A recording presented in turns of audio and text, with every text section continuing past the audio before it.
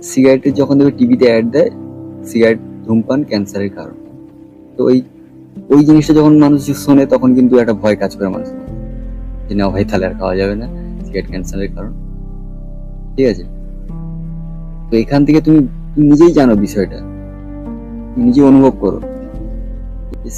সিগারেটের বিষয়টা তুমি একটু এইতে মানে তোমার ভালোবাসার দিকটা একটু ট্রান্সফার করে দেখো, সেটা এখানে ম্যাচ আছে। তুমি যখনই সিগারেটের বাক্সটা দেখছো, যে ওই যে ওই একটা বাজে ধরনের একটা ছবি দেওয়া আছে, ওই ছবিটা যখন দেখছো তখন তখন তোমার মধ্যে একটা ভয় চলে আসছে।